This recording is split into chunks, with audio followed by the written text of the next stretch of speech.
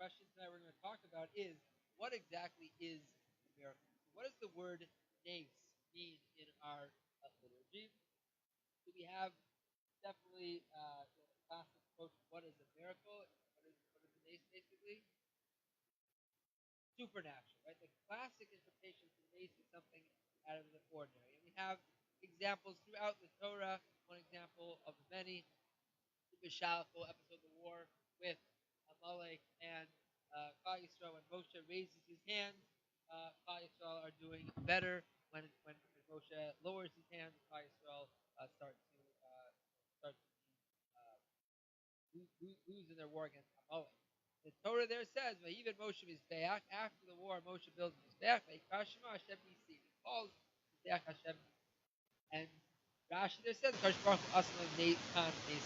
There, the word "nes" is used in its more conventionally used term, which is the notion of supernatural miracles.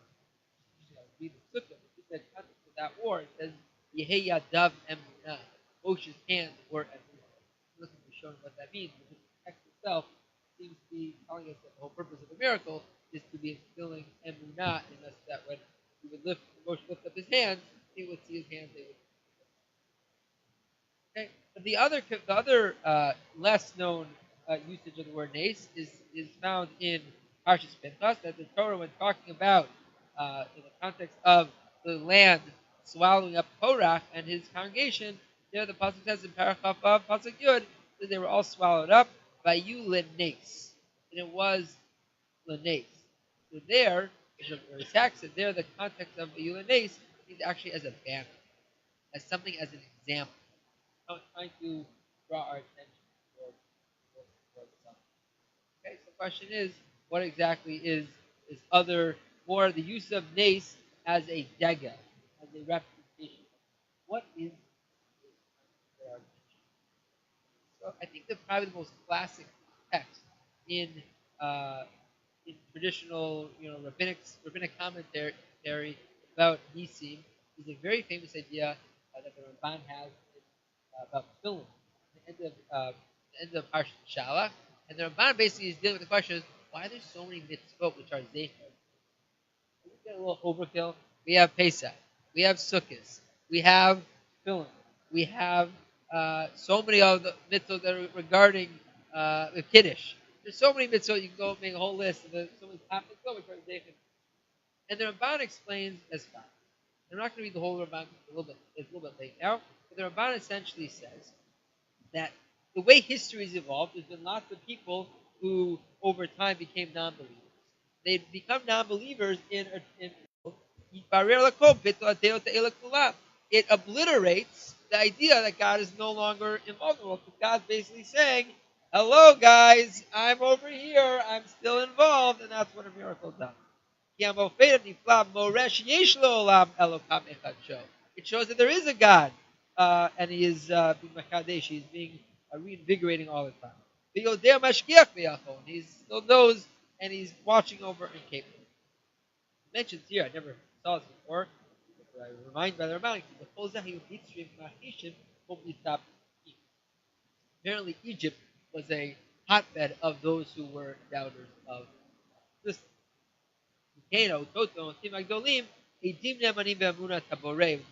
Basically testify to a Kadosh Baruch. Here is the key for us. We did live. Ubavur ki HaKadosh Baruch Hu lo yas od mofei b'chol dor leinei kol rasha. Because God does not say, "Hello, guys," every generation or to every doubter. We have so many mitzvot which have to remind us of what we saw. And to pass it on to our children, to their our descendants. Keep passing it down. And that's why we have so many mitzvot which are zecher tzivit, because we have to hold on to every generation to see Yad Hashem.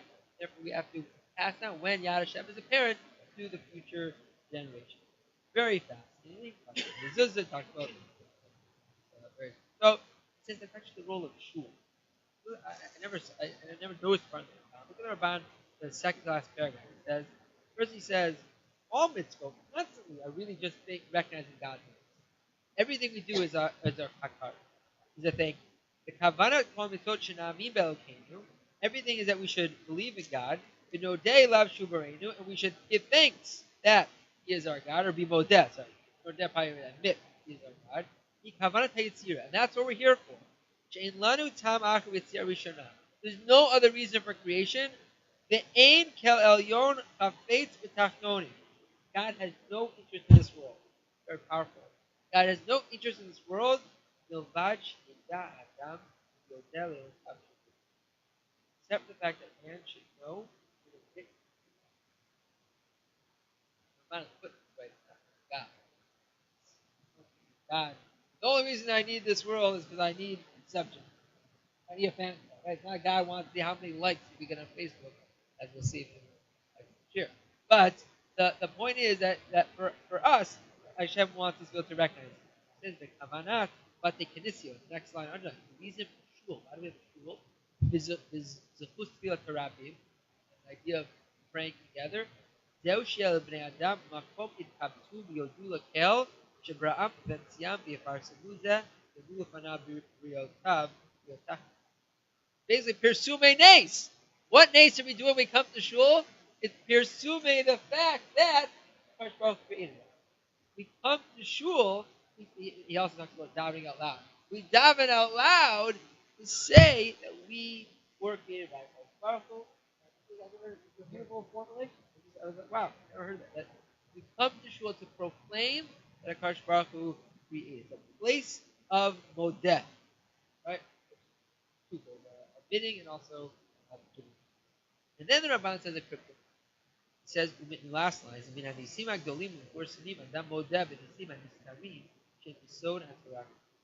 and from the big overt miracles, the Yetzias Mitzrayim, the splitting of the seas, and the 10 Makot, we actually are also admitting that Hakadosh Baruch Hu also does the small miracles, which are so fundamental. He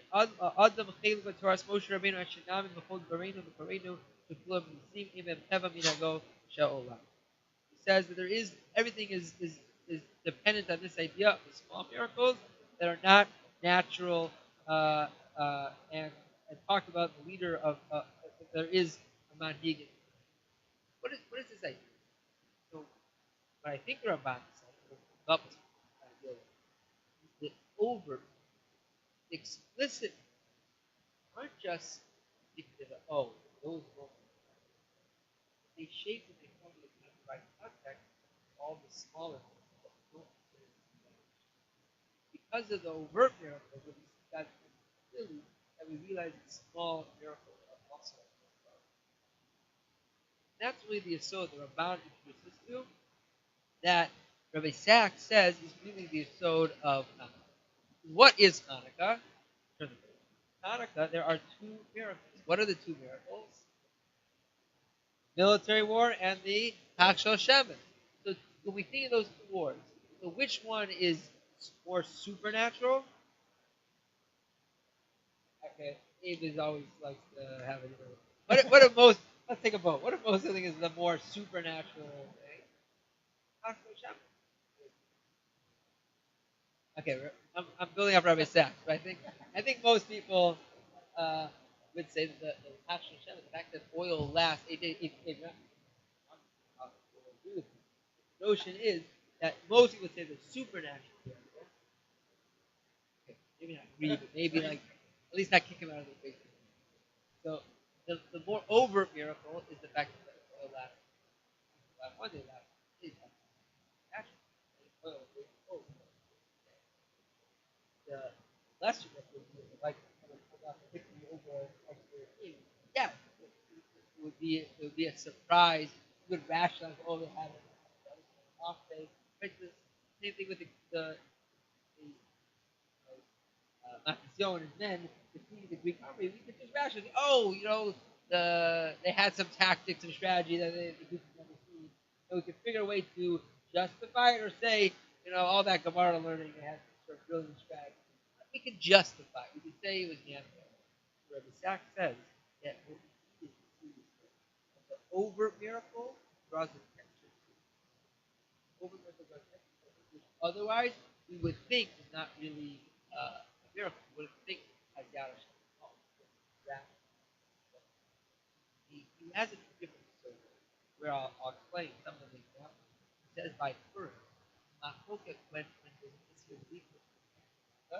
when should we say read the Esther? One of the shitotes in Machlokas, I don't know, Shimon Gamliel says we should read it other shame, which is what we do. The story is the Samech Geula Legula of. Better to have Geula next to Geula. Purim next to Pesach. Other Sfarim with the other Shita is Imavir al Mitzvah. They pass up. Other comes Purim. And like the yeshiva. Like it's other, it's Purim. You can't keep the Purim in the can. You got to bring it out. There are Shitas. We don't read the Gillim. There's nothing to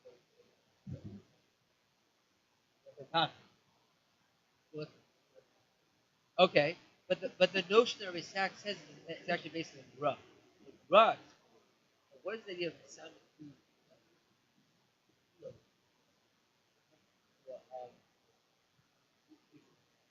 One had the hidden miracle of Purim, where everything is kind of behind the scenes. You don't see God's overt hand. Right next to the overt Yad Hashem in the Exodus story, which from the Exodus story, it reflects on the overt miracle. That's sort of putting it together, because the overt miracle shapes and forms the overt. So perhaps the next parsha is really in conversation that Paro has. What happens? Paro is at a parsha that speaks about Paro's dream, and none of the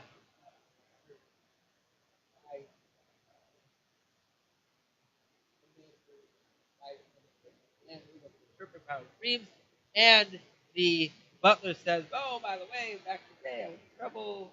Yada yada yada. There was this new boy. He came and he interpreted my dreams. Let's give it a shot."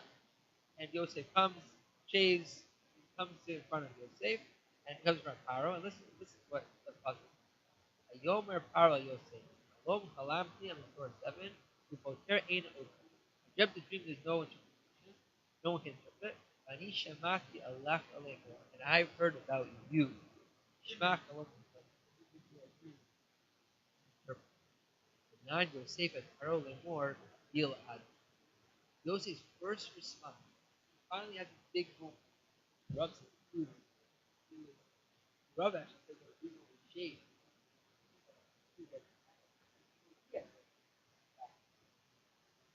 Yosef was well aware that yeah, Yosef's first word back would be like, got it wrong. Uh, right away, it's Elokim Yanesh. God will respond. So the fact that, and I think Yosef's story is very simple to every part of Yosef's story. Yeah, one episode. Coincidence in the butler was the baker, and the butler was saying, "Oh, my power is dreams." It all dropped. The point is that you need a Yosef to say Bilal died. Say no, not everything. That is the previous. I want to take it. That is sharing a lot of times a little bit late. I want to share a fundamental idea. We'll do it outside because uh, if you want to see the inside, it's so good. That is, we'll just see this as a better.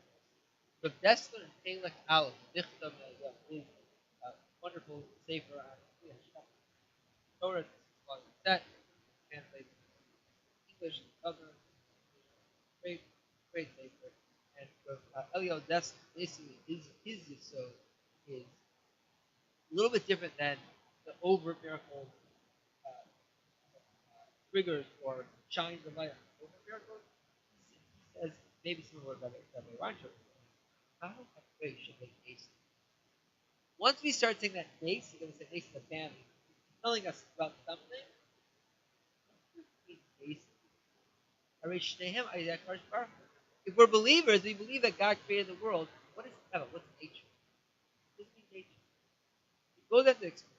And most people will probably say that Kadosh Baruch Hu created a system, its best way, and the world now spins on its axis, revolves on its axis because the Kadosh Baruch Hu always said it right. He basically, next time he basically asks, he says, why is the fact that God made a big body, bury them in water, put a little sun there. That's beautiful. Why do we call that Eva? Call that nature? Call nature because well,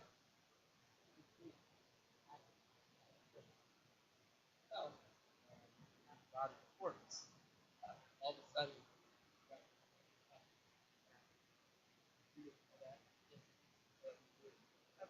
why does it happen?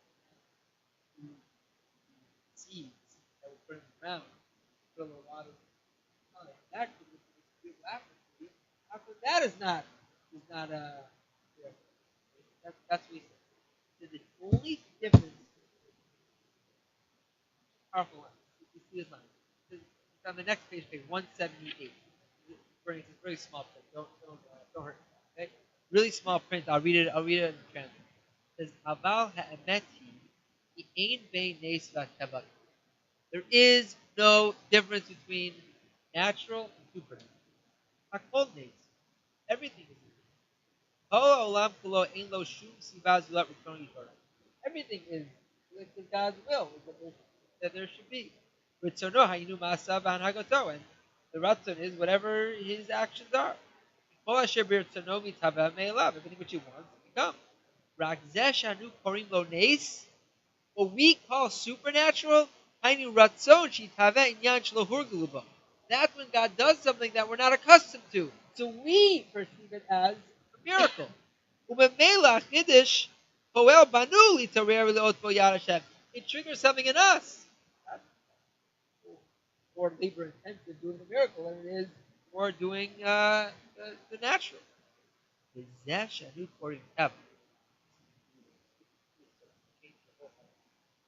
That which we call nature. God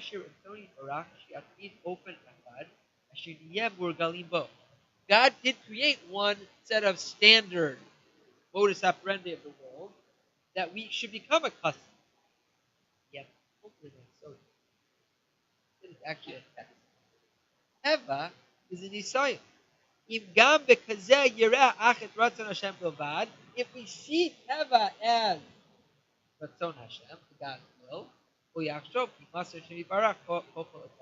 or review it that God press play, put it on a pilot. שבתוך הטבע יש גם לאדם עצמו כוח לפעול בדרך סביבה מסוימת. ולפי זה הטבע איננו במציאות כלל. There is no such thing as teva.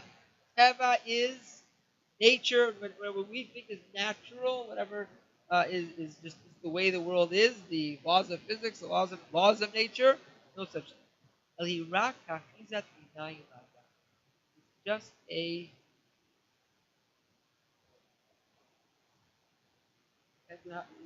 illusion to your eyes. All about how you view it. Give us we can look at this world as everything is coincidence, right? Cut from right? So that's basically his big episode.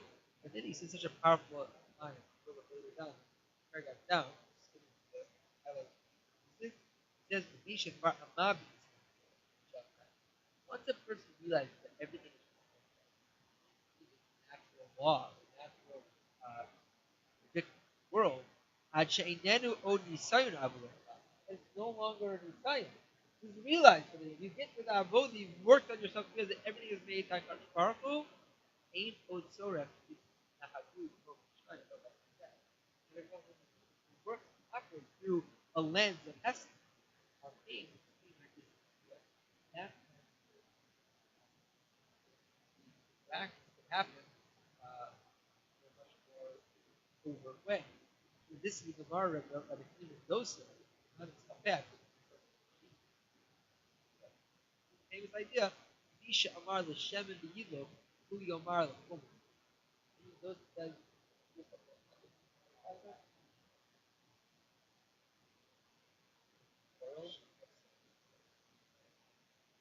He says that the God who says that oil should light, say that ocean is that why the left oil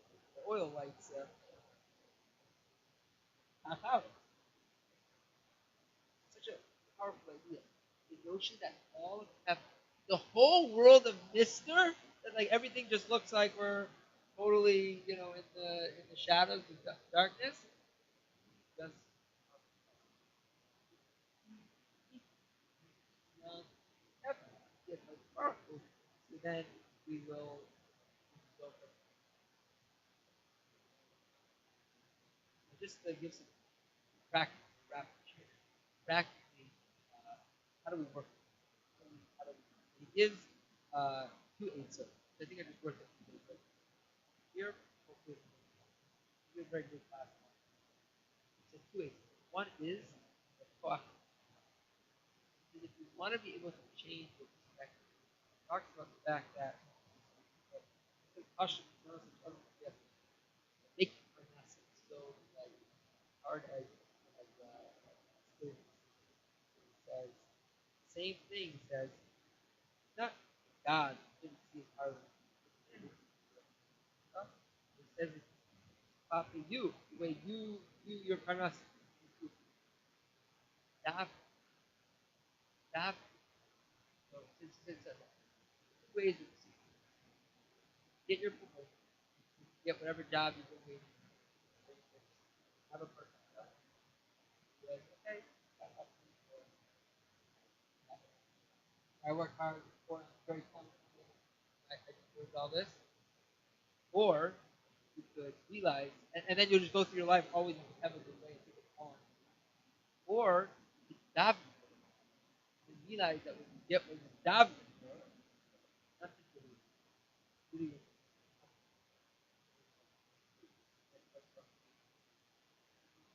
davening the perspective that you need to start out, and you'll start to realize, think, start to realize that when you actually get this, hey, I asked for whatever it is that you're asking for, health, happiness, whatever it is, and you get it, you won't just go through it, you go through it. That's work. Nothing. Jesus, nothing. Says, this is like a be myself. It says, people think that are there,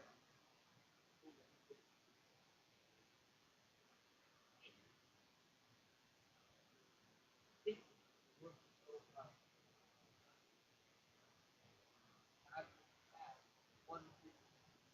So you have to kill yourself. You have to jostle for positioning because you're in competition with everyone else. Get the one winning ticket. You gotta do whatever it takes. Get that winning ticket. You gotta, no holds bar, whatever it takes to get powerful.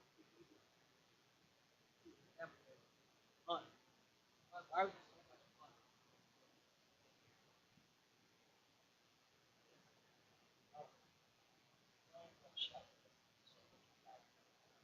Beautiful.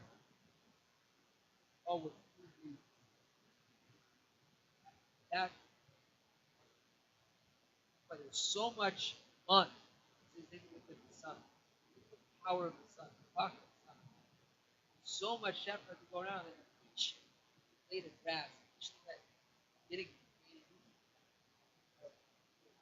much effort. Point B, change our perspective at Zonos. Look at God limited, and I gotta scrap, push, and cheat, do whatever it takes to get top of the mountain. I gotta go into the ticket. I realize everything is darkly controlling. All I have to do is be the person, follow Allah, be on the citizen of this world, and our trouble will recognize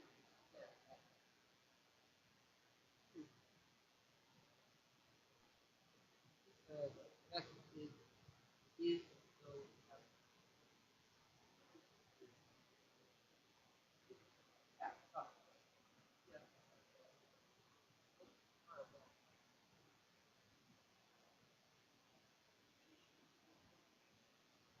We didn't like basic. Cool. Did my really like life and life.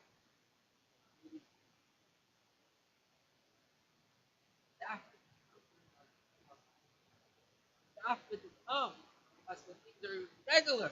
It's not supernatural. But not showering and shaving and getting all dressed up for the Shabbos. So the big everyone shows up to shul. No. Singing the message of Hanukkah. Hey, Thursday, this was Wednesday, not exactly the same after the show. No. There, where so see.